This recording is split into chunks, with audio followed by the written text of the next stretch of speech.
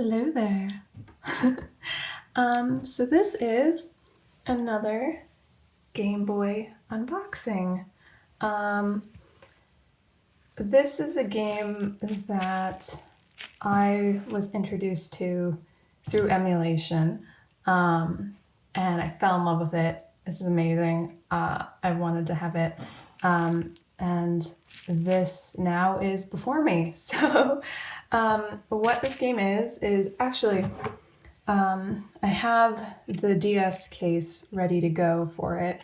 So it's gonna go in here when it's done. And this I got from Custom Cases, customcases.com, I think. They're very good about making really good quality cases for Game Boy. They also make N64 and NES. Most of what is custom in my game cabinet is from them. I have a few PlayStation cases that are from some other random eBay person. But the majority of stuff I get from them because it's good quality and it has uniform print, which I appreciate. I need to print a few of my own, and it's going to be hard, I think, to color match because I'm not good at that, and my printer doesn't like to behave. But anyway, yeah, so this actually, oh, there it is, right there, customgamecases.com. They didn't always have this splash in here, so, and it'll go right here. So, let's open this up. Tape and bubble wrap. Here we go. So this is sealed. They took the sticker off there. Probably went on sale. This game was never super, oh, it was Target. Since 1962. This game was not popular. It's considered, I think, a hidden gem now. I think I heard about this. I think it was a Metal Jesus video I was watching, and John Riggs was on there, and he said that this game was amazing. And I was like, well, might as well check it out. And yeah, I can confirm it's amazing. I think I wouldn't have liked it when I was a kid, but as an adult, it's really nice. Like it would make for a really good like mobile game in terms of the bite-sized nature of it. So I think you can see here, it's just, it's a puzzle game, right? So you have these little levels. It just takes up the whole screen, and you figure it out, and then you exit to the next one, and the game saves for each screen you go to. So it's kind of, I guess, like The Legend of Zelda on the NES, where it's just screen by screen by screen. It's like that with the individual puzzles. And it has like 7 levels. So in the level, it's got a grid of these puzzles. And I don't remember offhand how many there are, but it's like more than 20 of them. And you just go through the larger maze of the level doing these individual puzzles. And then when you get to the end, you have to defeat a boss. And it's nothing really hard. That's actually one of the bosses. And that's the mean guy that makes you go on this adventure, and he's the last boss you fight. He actually scared me when I got to the end because he moved so fast, and I got so scared that I did not defeat him the first time. But they have like their own little quirks like any boss battle, and you figure it out, and like 3 hits and then they die, you know, the standards. But it's really good. It's really good. And it took me, I probably played it over the course of a year because I'm bad at finding time for myself to play games when it's not streaming. But you can just like play a little bit and then you're good for a while. Anyway, I should open this. So let's see if I can get one of these corners here. Oh my God, this is like last time. I had done the unboxing of Breath of Fire 2, and it's so hard to get in here. Even when I was a kid, it's like trying to get this open, like you need your teeth or something. Oh my God. Got it. Well, I just decreased its market value.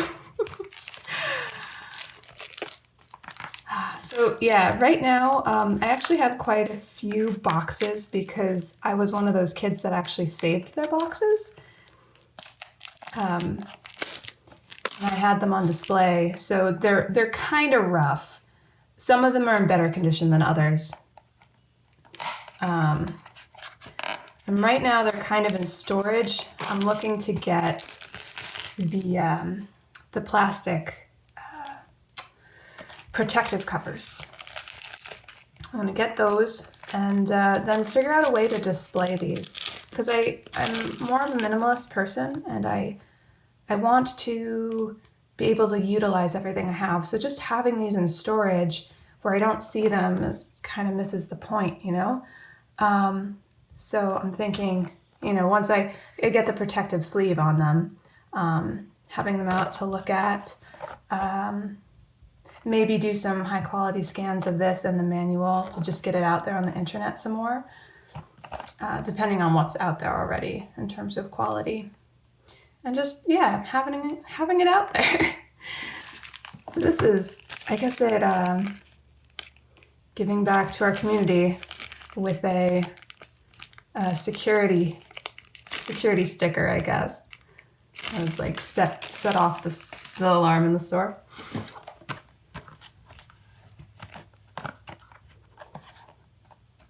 Trying to be very careful with the camera that's in front of my face. Oh my gosh. Yes. See, so the one that I did before was Game Boy Advance. That was, you know, a little bit newer. This is old school, like before that even existed. Before they even changed these symbols, because this used to be more white in them, and then they went to have more black. Oh my gosh, it has individual.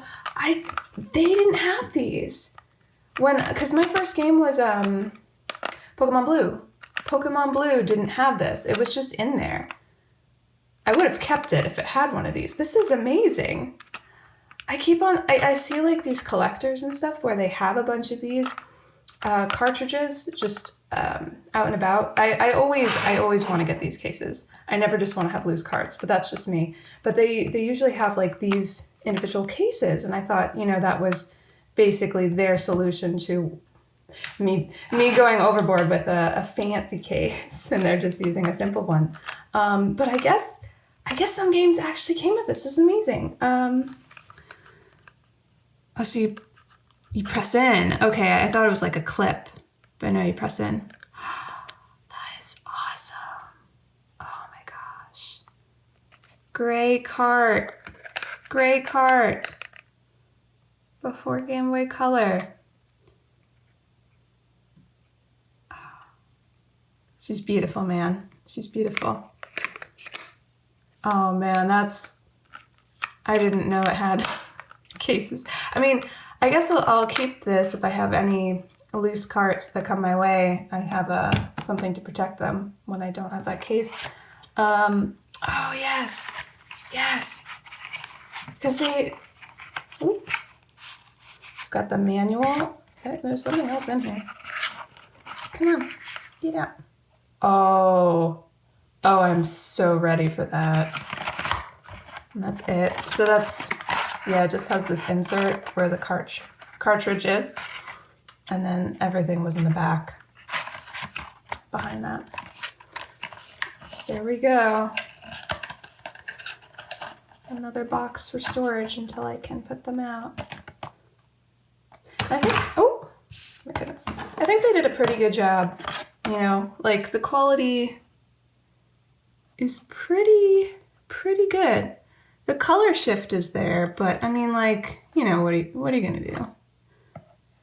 It's a little bit darker. I've noticed that with my own prints, like I'm trying to do that and the color gets a bit darker. But overall, it pretty much simulates that. Like I love being able to see the box art, you know? You get almost the full experience without harming the cardboard. But okay. We have our game here. And we have our manual. And then the Game Boy manual that always came with the game. Doesn't have really anything interesting in it. It does like fold out though. So it's not, it doesn't have the staple like the manual does. So this is kind of boring. It's just gonna go over here. And then we have Nintendo Power. I miss that so much. I will always regret not saving my magazines, and actually I recycled them. I didn't even like give them away. And that was like the old logo too, because they updated that over time. I liked that logo. It was kind of, that was one thing I noticed when they changed, I don't know, like production studios, whatever it was. They changed who was making the magazine at the very end of its life, and they changed the logo. Subscribe instantly. Offer. Yeah, they gave away like game guides and stuff too when you subscribed. Subscribe to Nintendo Power, and nobody will ever bug you again. Who wrote this? They're going like hardcore on the bug thing. 12 tip-packed issues of Nintendo Power magazine. Because it was one a month. I mean, I assume that's normally how magazines go. $2 off gear in the Super Power Supplies catalog? Well, I don't know what that is. No other ragtag video mag on the market. Oh, 90s. Be still my heart. Yeah, Nintendo Power.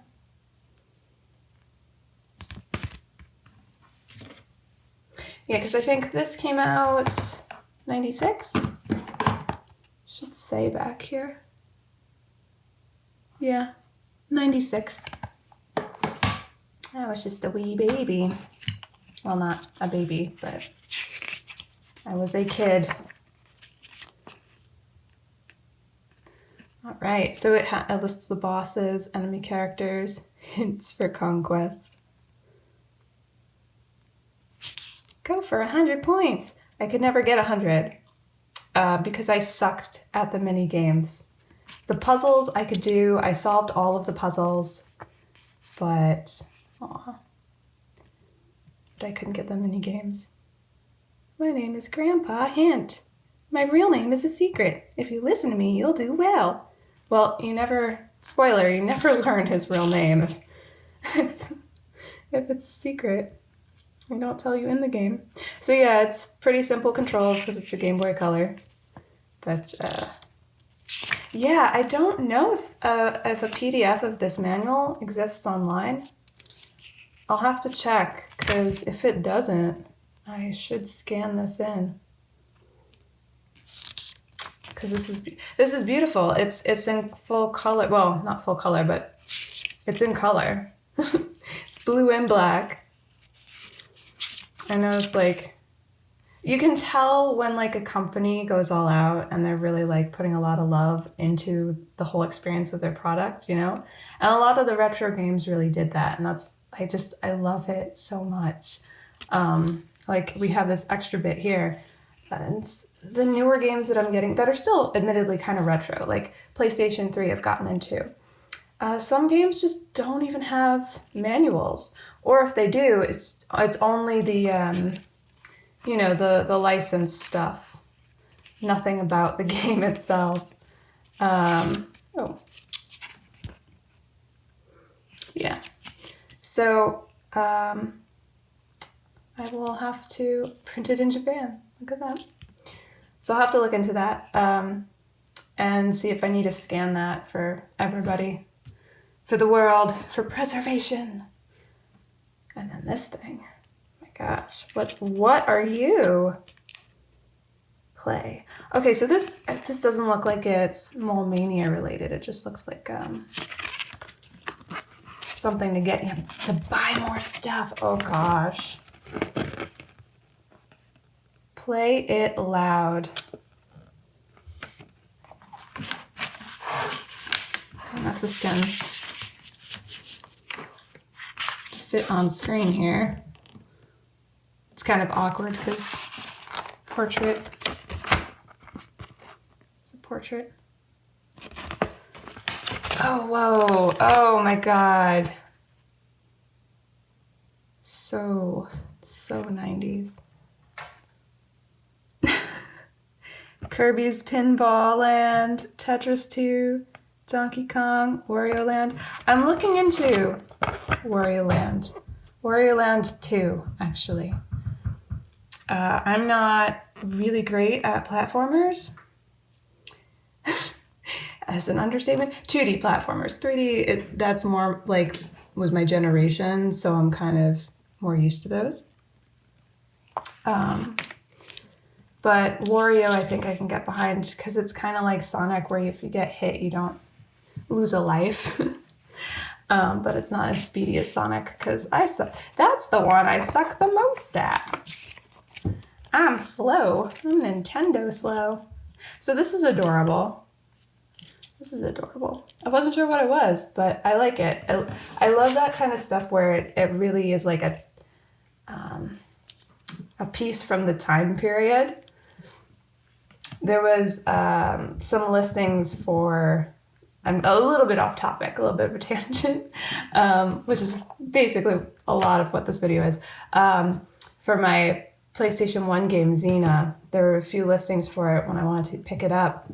And one of them had a little piece of paper, it was a little booklet, I think. Or, yeah. And it had listings for the Xena Club to join it. And you could get a mug or a t-shirt. And I was like, oh God, I have to get that one. Because it just, that was it. That was the game with in that time period with those little trinkets and stuff. What are you doing, honey? My cat is deciding to clean himself right next to me while I'm filming. Aren't ya? Aren't ya? We only bring the utmost professionalism in this. You go right back onto the chair. Right back to doing that. Hold on now.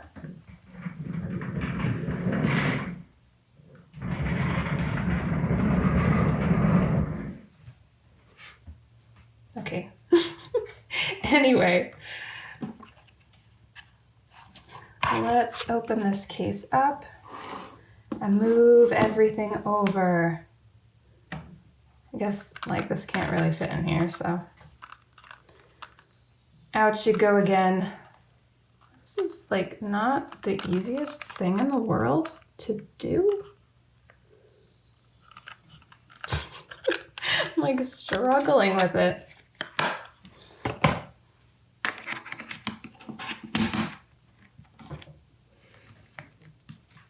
The Game Boy thing there. Nice. And then this. And then last but not least, the manual.